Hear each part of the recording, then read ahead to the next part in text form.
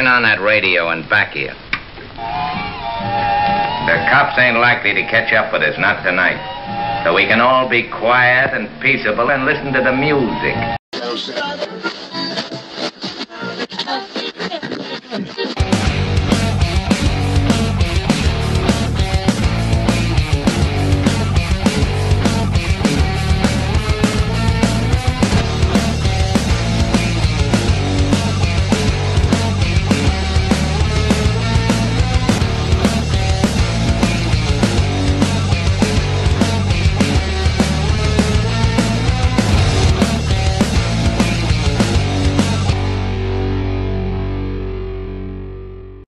This episode of Auto Dealer Live is brought to you by TrueCar.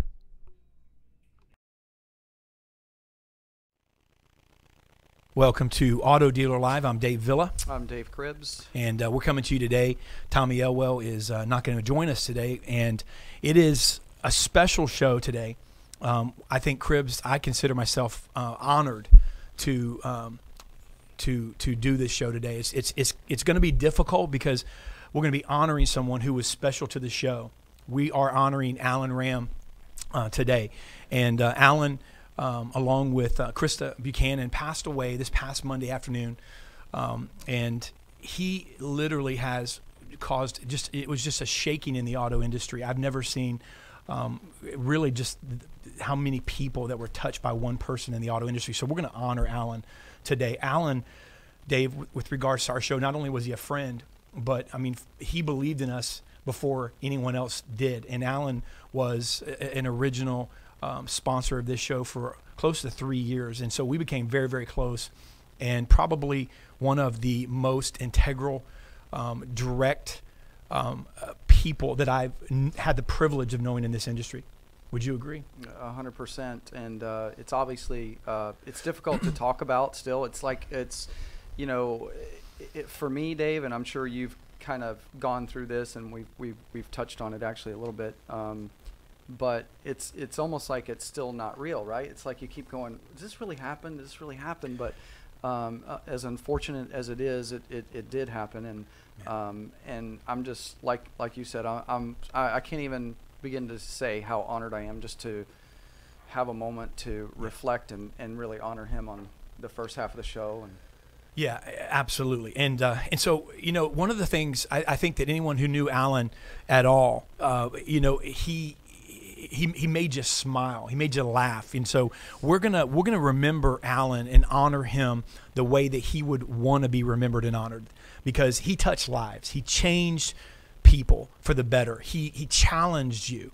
And, you know, if he you know, he was the kind of person that I like to be around, because I don't like yes men. I don't like people that tell me what I want to hear. And Alan was the kind of guy that, you know, if you had your feet in the aisles, you know, when I grew up in church, they would say, you know, if your feet are in the aisles, you might get them stomped on. Yeah. Alan was the kind of guy that didn't care that he stomped on your feet if it meant it was the truth. But he left you. You were rubbing your feet, but you were like, man, let me tell you something. I learned. Right. I grew. He's right. Yeah, and you know, for me personally, my interaction with Alan, you know, I knew him on video and on Skype and on the show and what he did prior to actually meeting him in person, right? So, you know, when you see him, you know, like we obviously did the debates and the different things like that, and he and I debated on the UP system, and you know, a couple years later, he finally won me over. But the thing is that when I met Alan in person, I wasn't quite sure how I was gonna feel. Like, would I be comfortable around Alan? Because I had this impression that he was a little hard and a little, you know, abrasive sometimes. And I was like, I hope that, you know, that I can have a relationship with him. And then when we met, it was just like instantly, like he was just warm, you know, guy with a sense of humor and talking to me and helping. And I was just like, wow, this guy is he's really a real neat. Deal. Yes. It's the real deal. And you know something, I was talking to somebody on my team in the last couple of days, you know, after finding out the news and just reminiscing and going back through and planning what we were going to do here. And I said, you know, there's something that I can say about Alan that you cannot say. And I really begin to go through my mind in this industry that we're in. And it's really sad in this industry that in sales in general, sometimes you don't get shot straight. You don't get told without fluff. And I don't ever recall. And I mean, I've had hundreds of conversations with Alan, both over the phone and in person, and I do not remember once where he pulled a punch, where he would tell you something that was no BS. There was no like ums and buts and this and that. It was just, man, I'm going to give you the truth, and you may not like it. It was like taking Robitussin when you were a kid. You know, you didn't like the way it tasted sometimes, but man, you needed it. You know, and you know, sometimes with my kids, you know, I did the little choo-choo thing to make them taste it. You know, Alan didn't even do the choo-choo thing. He's just like, look, the Robitussin's going to suck. You're not going to like the way it tastes, but man, let me tell you something. You got a fever. Yep. You know, and you need it. And so, you know, and just the ability, we're going to play something in just a minute, but just looking back through the times that we've had the honor to have him on the show, just looking back through that just made me realize that even more. And you know, he was that way though off camera. He was that way over text message. You know, he would shoot me a text. I started looking through my past text messages, and in one of the last text messages I had from him was one of our team put something out. That this is a perfect example. One of our team put something out on social media. And he, you know, Alan hasn't been a sponsor of the show as of recent, and so it had nothing to do with him. He just put it out, and he said, "Hey, which one of your genius spelling bee personnel wrote that?" And then he sent me a screenshot of it with a little smiley face. And first thing I looked at was like, "Man, I mean, don't critique me." But then he goes, "Hey, happy Father's Day, by the way."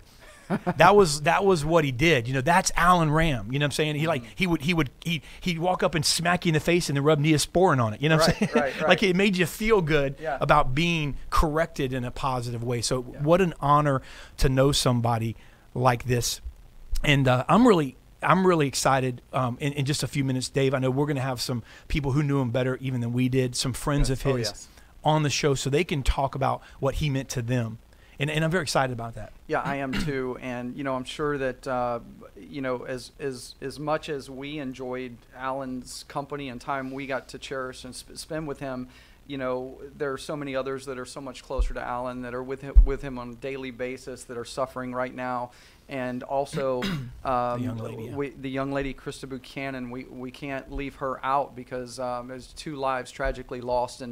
And for those who might be watching this show that know Krista, it's just as important that we reflect and acknowledge this tragedy. But because we did know Alan very well, and those who are in the car industry, he was such a staple.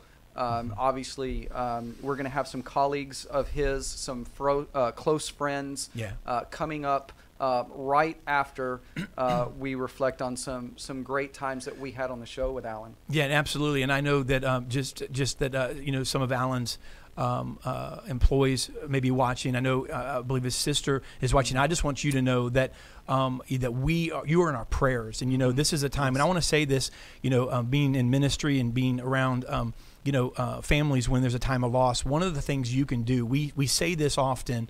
You know, we say, hey, if you need anything, let me know. Don't hesitate to call. But one of the things I've always taught and been taught is you reach out, because you know, it's sometimes when a tragedy happens, you know, they're bombarded by people at the time, but a month from now is when it really is going to set in. You know, where people have gone back to their lives. So don't say something that you're not willing to follow up on. But we're praying for you, and we want to say that we truly are sorry for your loss, and you are not alone in sharing you know, in this loss of such an amazing person. But check this out. Our producer and our videographer here, Brian Williams, did an amazing job on a very short notice in putting together some of our favorite clips. This is just a few minutes of Alan on our show. There's some really good clips here, and then we're going to be back in just a couple of minutes.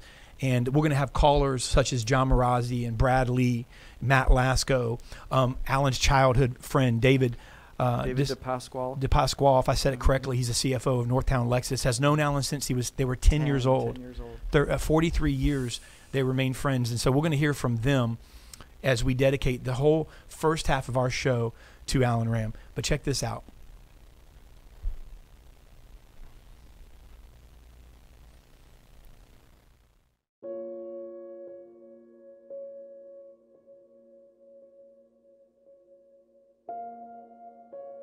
had an OEM that I've been in, that I'm actually starting to do some work with now, and they said that with good reason. They said, "Hey, we want to know a dealer before they start with your training, where they at, and after 2, 3 months, 6 months, a year on your training, then where are they at? We want to know the numbers." And I said that, that's interesting that you would ask that, because I said most dealers don't know their before numbers. Most people can tell you how many cars they sold last month, how many new they did, how many used they did, but how many dealers can actually tell you how many ups we had? This is exactly how many phone ups we had. This is how many internet leads we had. So most dealers don't know exactly where they're starting. So it's, when you talk about accountability, I think that you definitely need to know your numbers, like Shark Tank. You've got to know your numbers. You've got to know where you're at now and where you want to be, where you're going to end up. So, accountability, how many dealers, and I've had this conversation with Bill before, with accountability, we've had this BDC conversation. It's, we don't necessarily hold people accountable in this industry. I was somewhat surprised that the captain was suggesting to the lieutenant that maybe he should go back to the family business and grow a pair. Now, while most people don't come from a pair farming background, some dealership management staff might also be well served by growing a pair. I got to thinking of a dealer that we've worked with in the past. This guy is an actual general manager partner in the dealership, and during a phone conversation with him, he brought his general sales manager in his office. I then got to hear both these two whine about how they can't get their managers or salespeople to train, much less handle a phone call properly. This was a clear-cut case of the inmates running the asylum. I actually asked the dealer partner and the general sales manager to please page in whoever really runs their store so that I could talk to them. I remember vividly the captain telling the lieutenant to grow a pair and thought of how applicable that was in this situation. Leaders need to lead, and if you can't get your followers to follow you, I guess it's time for plan B. Are we going to insert a middleman, a middle person into the process? As a customer, who do I want to talk to? And I just mentioned this a minute ago. I want to talk to the person I'm going to be talking to when I get there.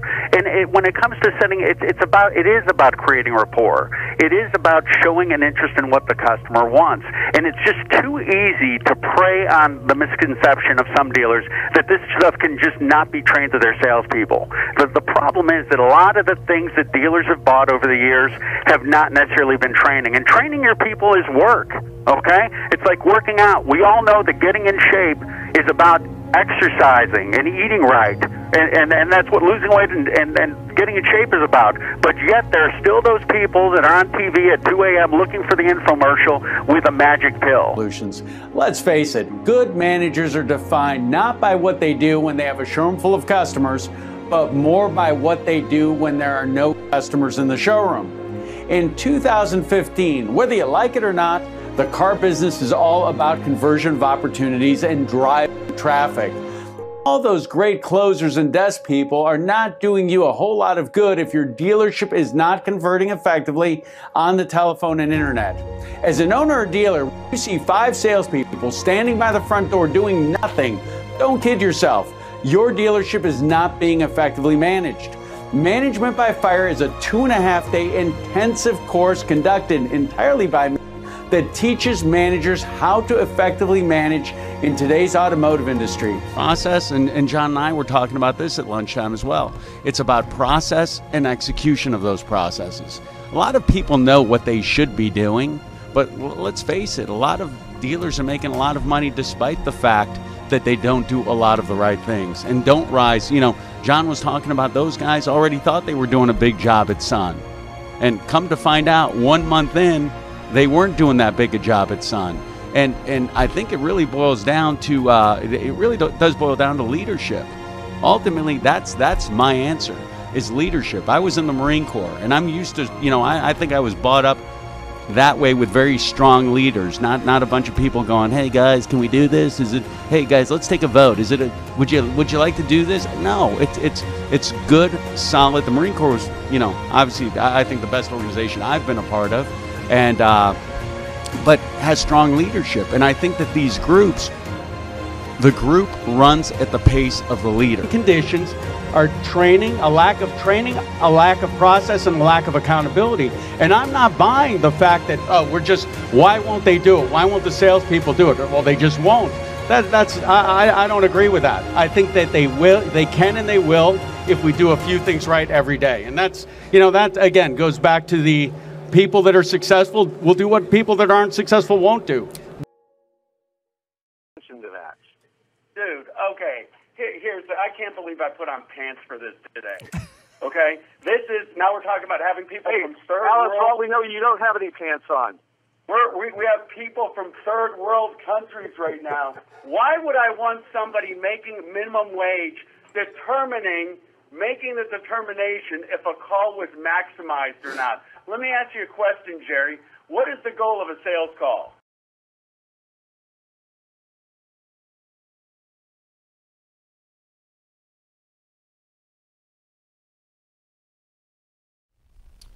So we're back live, continuing to honor our friend Alan Ram, and you just saw some of our favorite moments of time that we spent together with Alan on the show. And as tough as that is, we wanted to feature Alan again.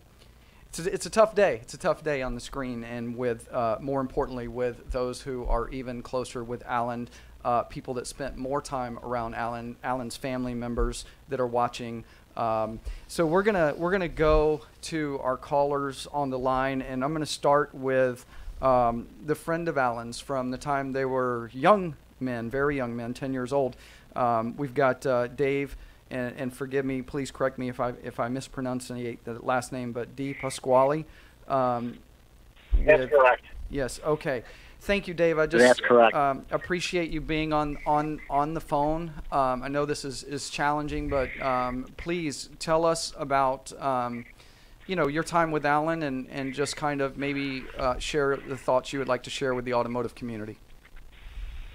So what was pretty cool is me and Alan met when we were 9 and 10 years old, playing tennis at a private tennis club together. And then all of a sudden, go up to today, and we're both in the automobile business, and he does training at my dealership in Western New York. And, we kept in touch for 40-something years together. He was at my house last summer, with his fiancée. He's just a wonderful guy. But the things that I remember most about Alan is at one point in time he wanted to go into the service, and he asked me to take him to the airport to go to the service because his parents didn't want him to become a Marine. They were just scared to death. And we kept in touch after that. But there's one other moment that really hits me really hard is when Alan was in high school, there was a woman that was a hostage in Tehran, and the local newspaper, when she was released, wanted to do a story on her.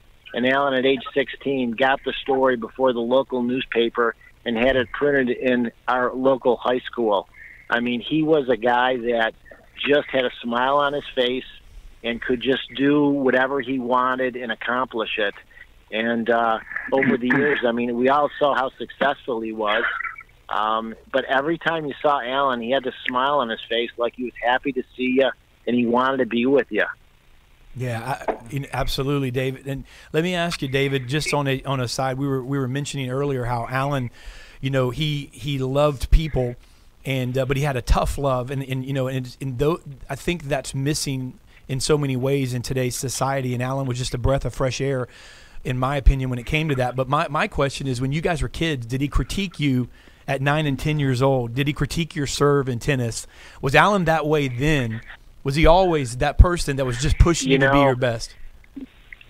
That was his dad. His dad made Alan every day hit 2 buckets of balls with him before he practiced with us, before he practiced with our coach.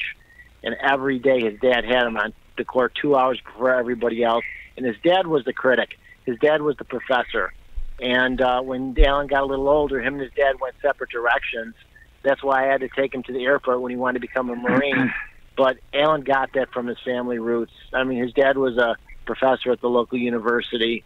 But Alan, you're right. That tough love was a good thing about Alan, One other thing question for you too, Dave, because I know you have a meeting shortly here too. But I want to get one other question that I wondered when I saw your interview that you did with local news as well, and you mentioned how you used, and you just again mentioned you used Alan for training.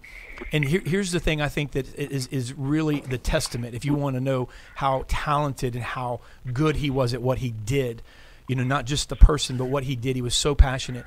You're a friend of his, but yet, you know, you're trusting a friend of yours with your business. So from a business standpoint and a talent standpoint, and really knowing how to do what he did so well, speak to that as how Alan is the professional and what he really brought to your dealership, even as a friend.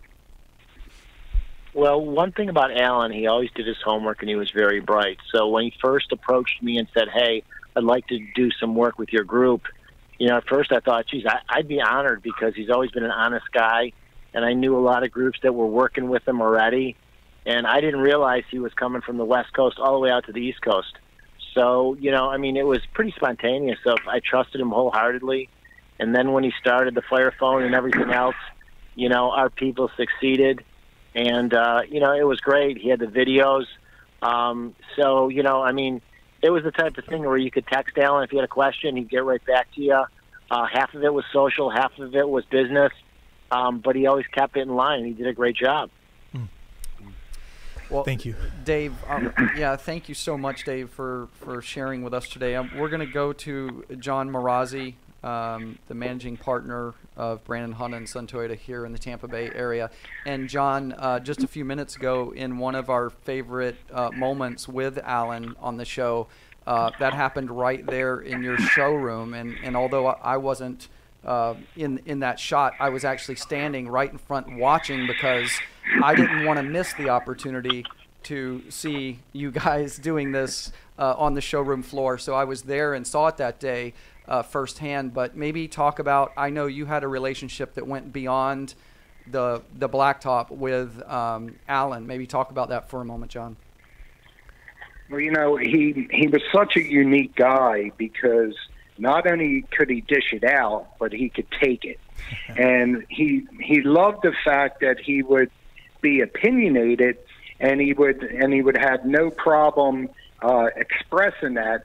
But when you gave it back to him, he was so self-deprecating, and he made fun of himself. I remember the last time he came and did a management by fire at our dealership. I made mention to him. I said, dude, you're in shape. You hit the gym. What's going on with your suits? I mean, does your dad know you're wearing the suits? And what's going on with Ferragamos? You know, nobody wears Ferragamos anymore. We need custom suits, and we need Gucci shoes. And he got so fascinated with the fact that somebody called him out on the way he was dressing. He literally went back to Scottsdale, had like 9 suits made, custom made, pitched to Ferragamos, and then laughed at himself and the situation. You know, for every time I talked to him after that, you know, I would look at his videos and his Alan Ram minute videos, and I would go, dude, you're looking tight. He goes, aren't I? So, I mean, he was that kind of guy. He was just a funny, quick-witted guy. You know, and then, you know, you were talking about him being opinionated. The one thing that I really appreciated about Alan is he had an opinion, but he was also informed. Like, I can't tell you how many times he would just call me up and go, hey, John, I'm talking to this dealer, and he's saying this, and do you see that on your floor, and what's going on with that, and what's your belief in that area? And he would listen. You know, some guys love to hear themselves talk. Alan would listen, and many times he would change his opinion based on the information he got. So, I mean, just a really amazing guy.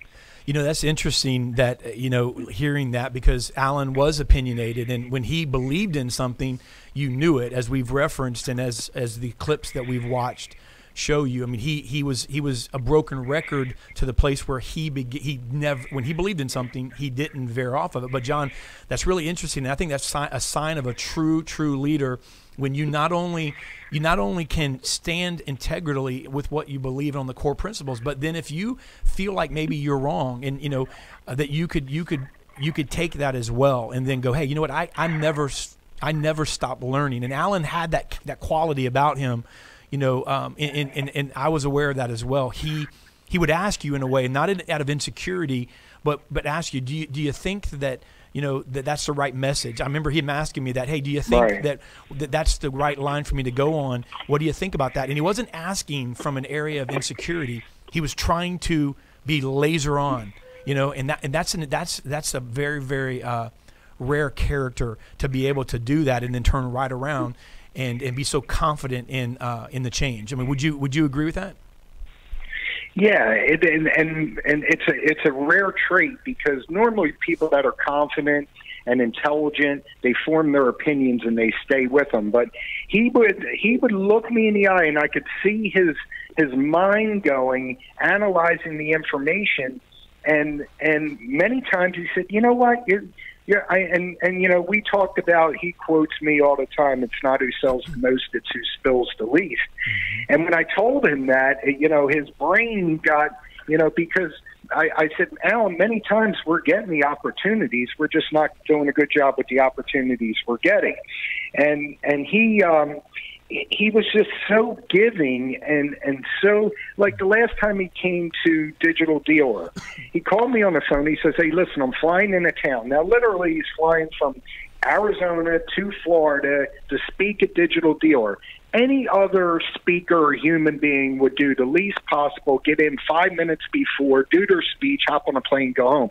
He calls me and says, "Hey, listen, I know you took over that Toyota dealership. Let me come up there and do a seminar for your guys." So I literally picked him up in the morning, drove him to Newport Richie, did an hour seminar, dropped him back off at the convention center only to go do his speech, didn't charge me a dime, and then that night took all my guys out to Donatello's and picked up the check. I mean, that's what kind of guy he was. Wow. I know, and I think that he did drop off unless he's back on, but is Bradley with us? Okay, Bradley was on, and he texted our producer, and just during the clip, and maybe he got emotional and said, "Man, guys, I got to go." And so Brad was, one thing I will say about Brad, I don't want to speak for him, but I do know that Brad, one of the things that touched me about Alan Ram is Bradley, obviously with Lightspeed, has a lot of clients. He has a lot of clients, and I would imagine that he's not friends with all of his clients, or doesn't, open up, his family and go out. But I've noticed on social media where Brad and his wife, hung out and are friends with Alan and Melissa, and Alan's fiance, and I know they're friends, and so I know that's touched him. And Brad, we're sorry for the loss, man, and I know that he was close to you, but I know Matt Lasco is on as well, Dave, and we know Matt very well, and we were there really when Matt and Alan kind of met. Yeah, we sure were, and let's go right to Matt. I want to give you as much time as possible. Matt Lasco, Vice President of Lasco Auto Group. Tell us about your time with Alan. Well, thanks for having me on, and I appreciate it, because I will say that the relationship I developed with Alan was a mutual friendship, but beneficial to me, not just in business, but as a person. I heard a lot of people mention that, he touched lives, but he really did, and the more you reflect on him, the more you realize some of the great characteristics he had. So I really want to, let his team know. I know some of them might be listening and such, but y'all had a great dream and can continue a great dream. And the auto industry folks around you, we appreciate him as well as that team, and we'll support you. So reach out to all these people you hear speaking kindly about Alan, and know that selflessly, many of them will help during any transitions that you go through. And I think mainly because we know Alan would do that same thing for any of us. We want to make sure that it comes back in their direction. But some of the big things that point out is he was passionate about the car industry, and I think that's why he and I related a lot, is because I grew up in the business, but I love the business. I love sales. I love touching people, making people better, seeing people 10 years later that can say, "Hey, you helped me." And I think that Alan has thousands of people that say that. Some were clients, and some were just people that were fortunate enough to spend time with him. But he really showed what a person could do if they lived genuinely, and that's something that I will always take to my bed, is knowing that the more genuine you can live, the more selfless you can act, the the better you can actually rub off on people. And I think he did a wonderful job at that, and I appreciated every moment I had. Outstanding. Well, gentlemen, I want to thank you guys for taking the time. I know it's difficult. You're all close to him, and this is obviously just a few days, from happening. And so I thank you so much for coming on and just taking time to honor Alan. And I really do appreciate it, David, John, and Matt. Thank you so much, and Brad. Thank you so much for being on as well. Thank you, gentlemen. Thank you. Thank you, guys. So it's so hard to shift gears and go a different direction. But let's see, Lou, are we able to? I just see a couple of comments on the screen. Can we scroll them up? Kevin Fry, from one aviator to another, onward to the skies. Alan, our industry will miss you. Deanna Edson Haddad, rest in peace, Alan. Yeah, and Jonathan Dawson, thank you for taking time to honor Alan, his life, and dramatic impact on our industry. Kevin Campbell, celebrate the life. Amen, brother. That's what we're doing, and it's absolutely. Jonathan, he was a passionate. Scroll back down a little bit. He was a passionate defender of salespeople becoming sales professionals. He was relentlessly defending accountability and leadership. And Brad Wise will miss his tell it like it is style. It will be missed, and that's absolutely the case. And we're going to bring on and go and shift into a different direction here. But please, by all means, make sure you reach out as you have been on social media and continue to support, Alan's, the employees there at Alan Ram's Proactive Training Solutions. Incredible people. I will say that there may be others, the ones that have impacted my life, Hayden and Laura Madison and Lally and Brooke. Just incredible group of people. Again, our prayers are with you. We'll be right back. Hi, I'm Chip Perry. The pledge was and is an action plan designed to address head-on the concerns that many of you told me about right after I took this job. Thus far, our dealer pledge has been aimed at fixing the major pain points that you told us about related to our product, our customer service, and our consumer advertising. I'd like to reiterate that our dealer pledge is our ongoing commitment to you, our dealer customers, and we will continue to work hard to improve our service to you.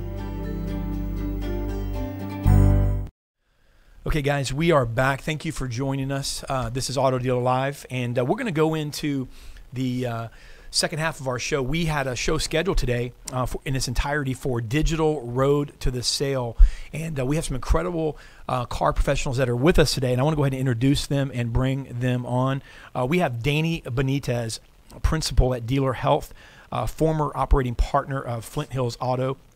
Bill Playford, Vice President of Dealer Knows. We have Rebecca Chernick, owner at Chernick Consulting. Oh, Rebecca's not on. Okay. We have Paul Protratz and Samantha. Paul is the owner of Protratz Partners Advertising, and then Samantha, I don't want to mispronounce, Zoleninsky, VP of Account Services with Paul and at Protratz Partners Advertising. Then we have Subi Ghosh, and Subi is Director of Dealer Services. I believe I got the title right at Streams Companies. And guys, thank you so much for joining us today. I know that it's very difficult to follow in that segment and with this subject, but the auto industry, if one of the things that Alan Ram would obviously love and expects is this industry to continue to get better every day. And I don't know any other way, Dave, than to bring on professionals like this and talk about something that really is necessary today, because we are in a digital automotive sector, and the road to the sale, as many would say, is it dead? But I believe it's alive and well. So why don't you go ahead and take us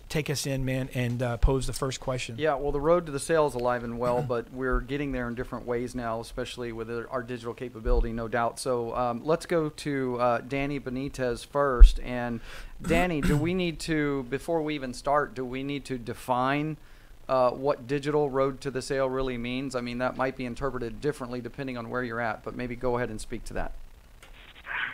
It really is just where the sale starts and stops. I mean, I think we could sit here and talk all day on whether it's called a road or a process or whatever. And if we're going to liken it to the road, maybe it is a big road, but there's a lot more on-ramps and off-ramps now, a lot more places for the consumer to get on or off the road. So we have to be aware of that. And so if somebody enters this road halfway, we need to meet them halfway. If they're starting at the beginning, we need to meet them there. So, yeah, I get there is a road to the sale. It happens in different places. The geography has changed.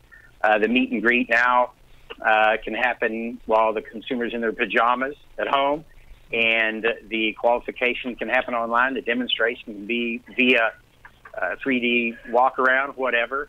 But, you know, so the road's the same. We just have a lot of ways for people to get on and off, and we need to be aware of that.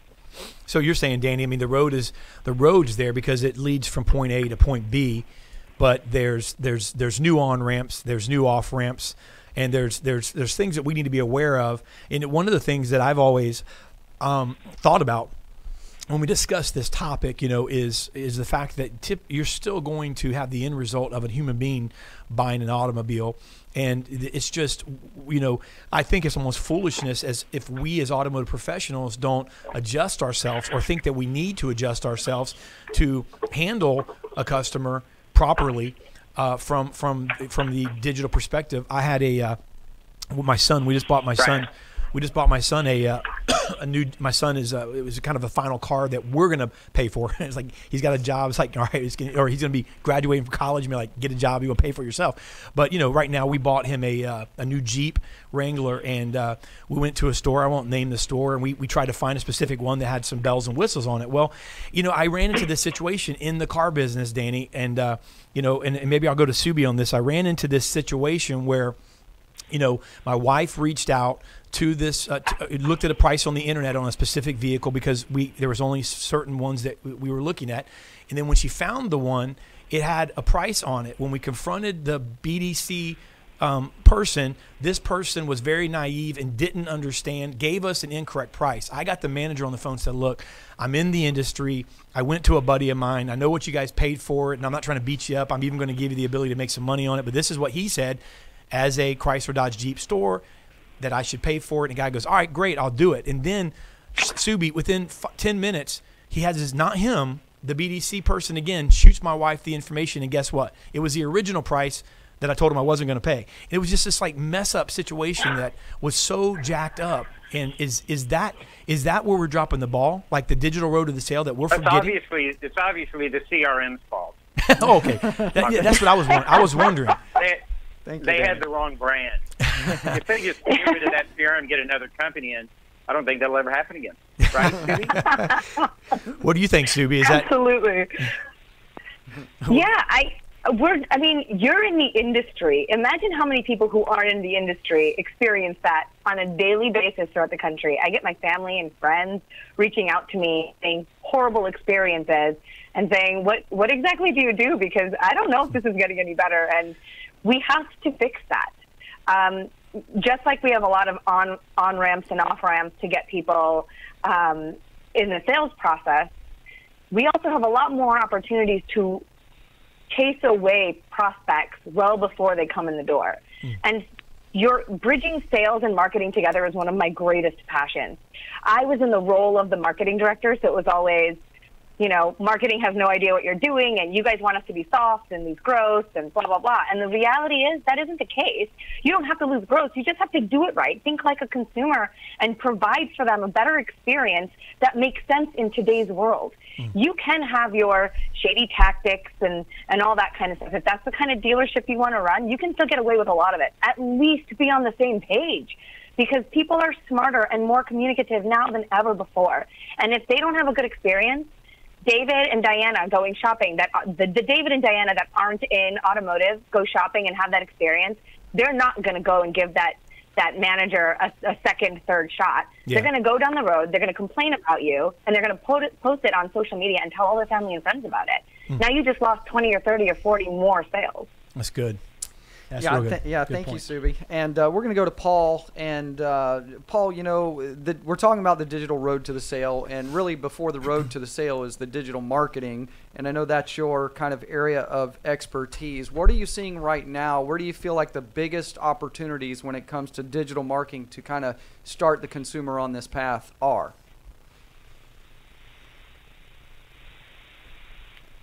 Paul, are you with us? My thoughts exactly.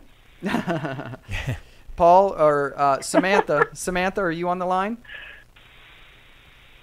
Okay. We lost Paul and Samantha, so we'll go to let's go to Bill. Bill, I know you work with Joe, and we know we know Joe's opinion on this, and we love Joe. But what's you want to maybe take that same question and maybe just or take some of the question and answers you've heard in the in the last in the last couple of answers from Danny and Subi, maybe elaborate a little bit on that. Oh yeah, totally. I think that they're right on the money. I think you look at a road has a beginning and an end. You really need to look at this more as a loop, and that's why Joe and I don't necessarily we believe in this road to the sale. It's got to be a road to loyalty. It's about retention. One thing that I see that sort of ties all these things together is sort of a lack of a linearity in the experience. My favorite one is the get e-price button on a website, and then when that first email goes out, there's no price. And you set the expectation with the customer that this is what you're going to do, or confirm availability, or pick the call to action. But then there's no follow through from the whomever's handling that response. And so I see a lot of things fall apart. My mother-in-law actually is going through a car purchase right now too, and it was shocking how fast the dealership was able to knock another $20 a month off her lease before she walked out. And it was just like that, boom. And I'm like, that's $1,000 right there. Just came out of thin air. So. It's just setting that expectation and maintaining that expectation. And I think just to speak to the marketing side of things is that there's a lot of setup for things that don't necessarily happen at the dealership. I mean, the internet has been around in the car dealership since Auto by Tel in 95. So we're talking about 22 years of a quote unquote digital process. It's still sort of just this rehashed same thing they got 15 years ago. Yeah. Nothing's really changing in that respect. A lot of it is because that follows through on the expectation. Danny, we just suck a lot. We just suck a lot faster now because of technology. Right. Well, actually, Danny, that's I wanted to ask you about that based on what Bill just said, and kind of what you just summed it up as only Danny can, in such a honest statement. But so are you better? I mean, and I know you're not better off. You're better off fixing it, and you're better off getting it right, and better off doing it right. But I mean, aren't you better off almost like not doing something cool, right? That's the latest and greatest if you're not ready to do it right, and actually just have somebody contact you and ask rather than, like what Bill said, click on something that doesn't work or click on something and it doesn't give you the info. I mean, I guess my question is, you think you have to have the latest and greatest, but then you don't manage it. There's no accountability to it. So therefore, you're losing so much on something that's designed to gain you, right, and give you an advantage. I mean, that to me, because most people, like Subi mentioned, they're not going to go out of their way when something doesn't work. I mean, we're frustrated. My kids are frustrated when something happens in the Wi-Fi doesn't work right. I mean, they're impatient. They're like, "What's going on? This is moving too slow." I'm like, "Well, you think that's slow? Well, you know what? When I was growing up, when the phone rang busy, you just dealt with it." No, I was kidding. Go, Danny. What do you think about that, man? Are we better off? I'm telling you, we get upset because we think that a certain product or a widget or whatever is not giving us the ROI. So we think we're better off, or we're just the same without it. But let me tell you something: we're worse with it because we're proclaiming something and then we're not delivering. So you've not only started out not really coming through with what you said you're going to do, but you've done the opposite. So now you're dishonest, and now you've damaged yourself. So let's forget about whether something's helping us or not. What is it hurting us?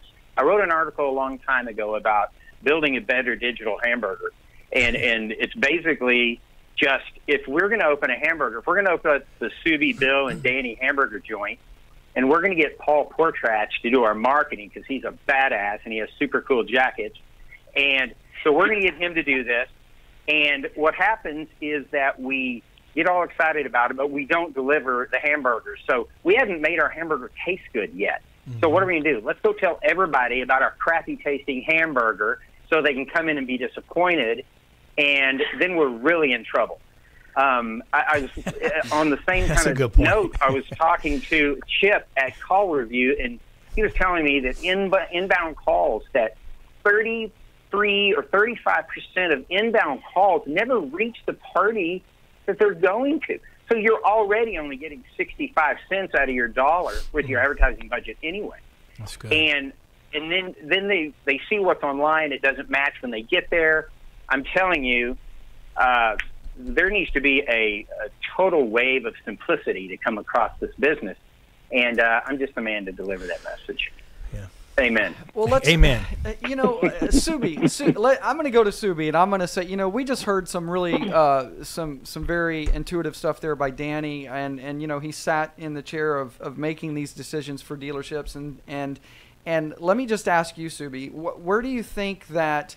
Why isn't that we can't figure it out? Like, why isn't that we can't change it or do something? Are we not thinking enough like the consumer? I mean, where's the disconnect here? Well, first, that specific question, we definitely do not think like the consumer. We think like the consumer, and we make 100 decisions based off what we think we know about the consumer. Our websites are too complex. Our processes are too complex. We barely give them what they're looking for, and then we expect them to fall into line when they come in because of the way that we've been doing it for years. There is a gigantic disconnect, and this specific call is very unique for me because as a dealer, I was in the role of being the marketing person. So my sales team would constantly tell me that I had no idea what I was doing and the marketing was never working. But then they weren't doing it to the point where we would market something because as a team we came up with an idea. And then the customer walks in expecting to get all those things. And they said, well, if they don't ask for it, we don't have to give it to them. Excuse me? This is why you'll get chargebacks a year later because you don't want to give the thing that people just assume is included. That's on you. That's on you to not commit to that. But the unique part for me is that Bill Playford is a mentor of mine when I was a dealer. And then one of my very first, seriously, he helped shape who I am today. And then Danny Benitez was one of my good friends and then one of my first clients when I was on the vendor side, and having to work with him to kind of get all of that together. There are dealers that want to do it, and then there are sales managers that fight it. And then there are salespeople that are bred by the sales managers who don't know how to lead. And so you have multiple disconnects. But what I learned is that one person in a position like mine can absolutely make a difference. But you're going to get there a lot faster when you have someone like Danny pushing that message and believing in it. If you don't understand it, that's fine. But believe in the concept and then surround yourself with good people that are going to deploy it, and then you'll get there. So, yeah, there's multiple disconnects. But you have to get that person at the top to believe in that, or else it's not going to make a difference. And the reality is if you don't, there's a competitor of yours that's going to focus on consumer experience because it is the thing right now. And it's the way that people are grabbing these customers that have horrible experiences. Yeah, so people love to buy. They don't like to be sold. They love to buy. Bill, let me ask you. Aligning that messaging and aligning the people and the personnel to create a buying experience. Go ahead, sorry. But no, I'm going to you on this because I want to kind of continue this conversation. I mean, what Subi's saying and Danny are saying, Bill, I mean, are so true. Obviously, we're acknowledging that there's a disconnect, but and Subi mentioned it has to be addressed at the top. So then, to me, so I'm looking. Dave asked the question, going back to Danny originally. So why is it happening? Why can't we get it right? So then I'm kind of connecting the dots, and it seems like maybe it's because they're making money. So it's like, hey, as long as I'm making money, right, it's not really something that's on my radar. So it's coming down to the place where it may start to hit their pocketbook, right? And if that's the case, that's going to get the attention at the person at top. And I think that any smart business owner, doesn't wait for that to happen. They see that coming. And so the reality is, I mean, to me, I had something to prove. I mean, I got ticked off, and the salesman in me came out, and I wanted to get on the phone, and I ended up almost like selling myself the car, So I bought the car from the guy. I literally rewarded the guy and bought the car from him because it was like it was a different thing. But I'm not normal. Like Subi said, most people are going to just go down the road. So if it hits their pocketbook, Bill, is that what it takes? It's going to hit your pocketbook to the place where you're going to have to do something about it. I mean, is that what it's coming to, you think?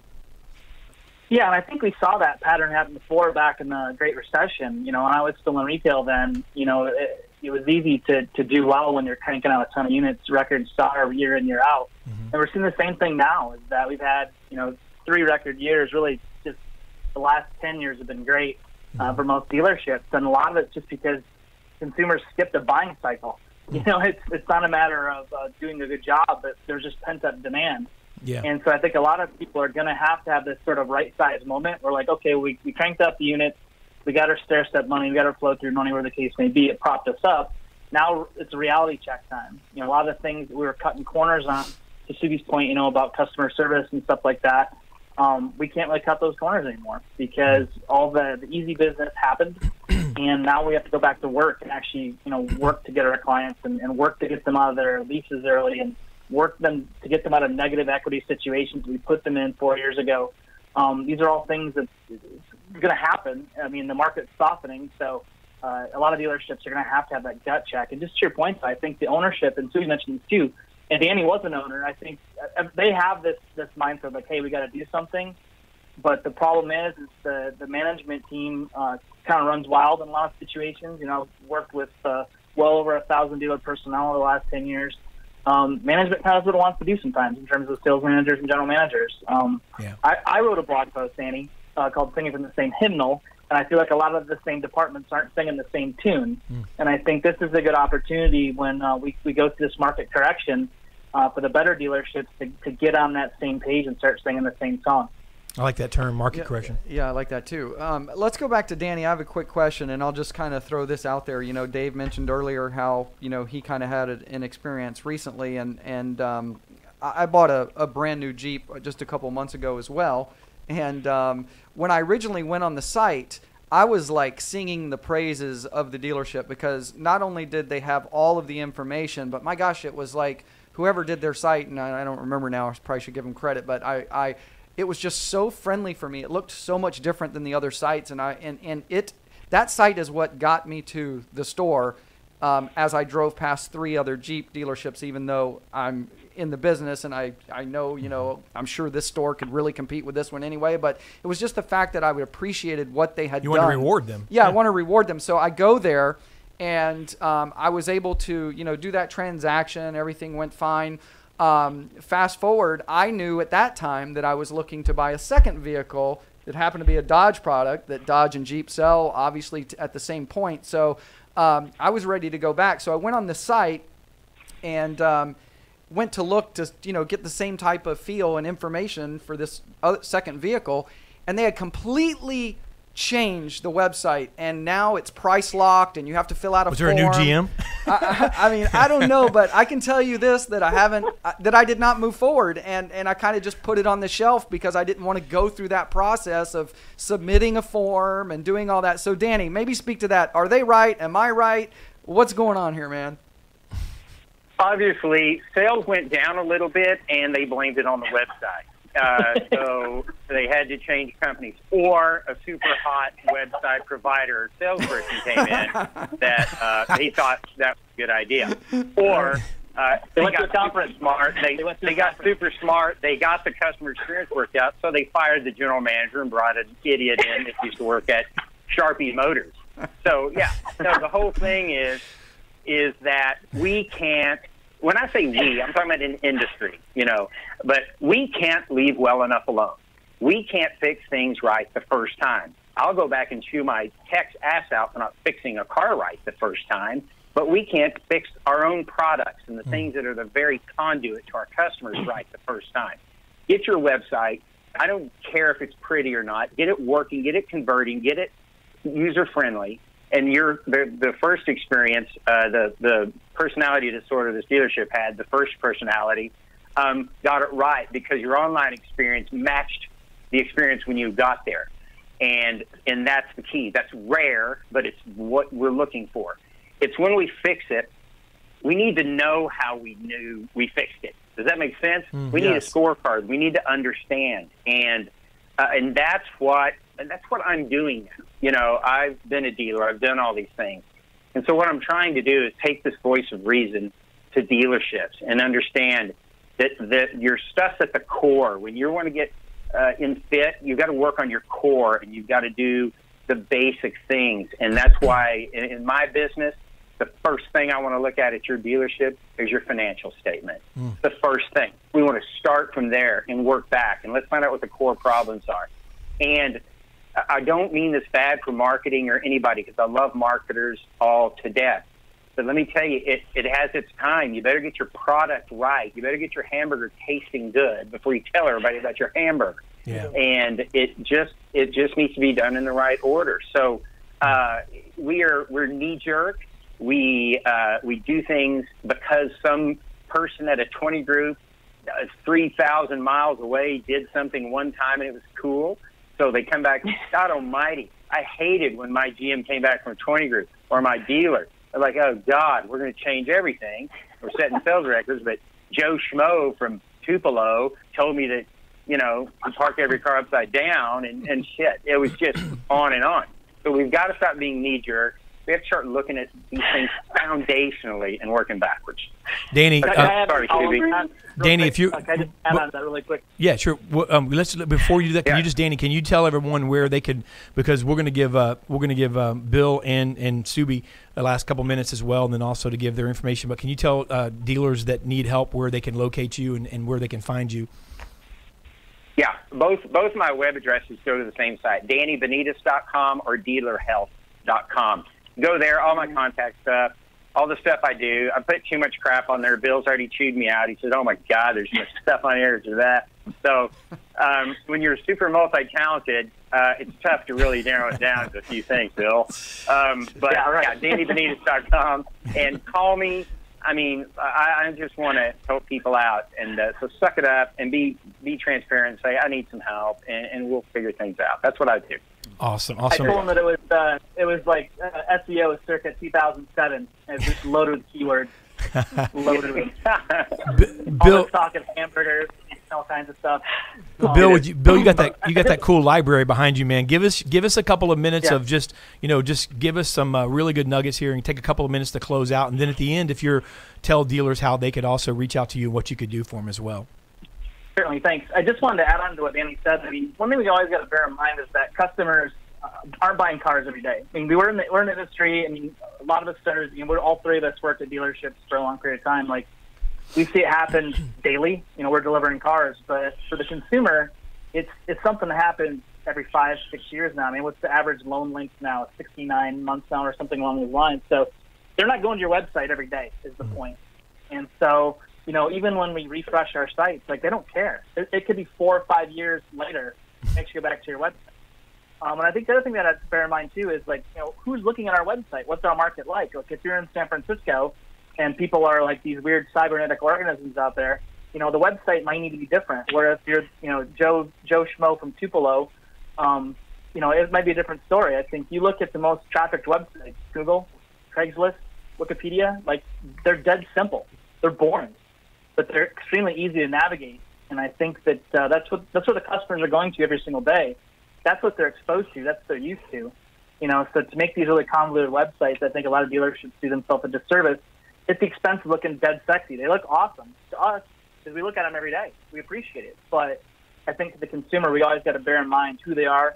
And, I think that all ties still everything else. Well, how are we messaging to them? What kind of cars are we offering them? We have to really understand our markets clearly to create this buying environment. Yeah, thank you, Bill, so much. And how did dealers reach out to you? They can reach me at bill@dealerknows.com, or the website is dealerknows.com. Awesome. Appreciate you being on the show today. Thank you, Bill. Great. Thank you for having me. Yeah, great contribution. And let's go to Subi. Subi, final thoughts? Yes. Can I only be on the show when Danny and Bill are on from now on? Because Danny has me laughing harder than I've laughed in years, I feel. But just to piggyback off of what Bill was saying, I think it's important for us to start to identify processes and experience, and especially our website, because that's a huge part of the experience for a lot of shoppers that we never even get to talk to based on what they want. It's I was surprised. One of the reasons that I chose Stream to go to is because we offer a service called CRO. It's so simple outside of automotive. It's called conversion rate optimization. And it's honestly, truly monthly testing components of your website based and making changes based on what your shoppers are actually doing. And so I don't like complaining about something without giving a solution. And so I would also ask you to look into that, testing your website. But also something that I did is focus groups. It is cheap. It is free. Your community buys into you if you want to hear them. More than you know. You don't have to give them a lot. So instead of wasting your money on balloons, put together a small focus group, invite your community to come in and ask them about the experience of the website. And it's just such a simple idea, and I got to tell you, my best ideas and things that we implemented came from those conversations. But one final thing before we move on, because we've been talking about the technology and all that, one thing that we didn't hit is the culture, right? So we can put the sales messaging out there and it not mirror what we're doing inside, and that gives a really bad experience. But another thing that we do is we put this personality out there of who we are as a dealership. And if we don't mirror that when people experience every conversation from that first phone call to the first handshake all the way to driving off the lot, then that also, they may buy from you, but they won't come back and they won't refer, and they will definitely talk about a bad experience. So price will only get you so far. And if you look at the numbers and you think that you're okay, imagine what you could be doing if you gave your consumers and your employees a better culture, because happy employees make happy customers. So when you're looking at this whole digital road to the sale, don't forget the social component, not just social media, but the social component of engaging your community. So I definitely want to leave you with that. And you can contact me at Subi101 on Twitter or subi.ghosh@streamcompanies.com. And I do a lot of what Danny was talking about, and my passion is to talk about this stuff and train and coach. And I focus a lot on the culture stuff. So we'll be partnering with Danny soon. I'm sure of it. Thank you. Thank you, guys. Subi, Danny, and Bill. I'm glad that I yielded my time to Subi. So. Hey, thank you so much, guys. The three of you were amazing, amazing group together. Just really, really great content. Thank you so much for joining us today.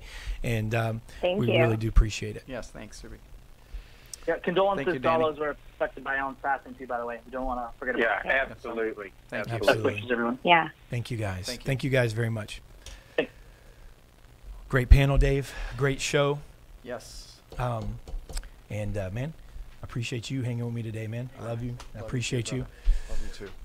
And to you guys out there, again, don't forget to make sure that you continue to show those affiliated with the Allen Ram organization how much Allen meant to you. And what we're going to say? That's exactly what I was going to bring up. You know, I was so thankful that Matt brought that up when he shared his thoughts. You know, for the folks that surrounded Allen and his team, definitely please don't be shy. Reach out to the car industry, because you know, I know that everyone watching and everyone that can do anything is, I believe I'm speaking for everyone in the industry, that anything that we can do to help your team, we're here. Absolutely. Thank you, guys, and we'll see you next week.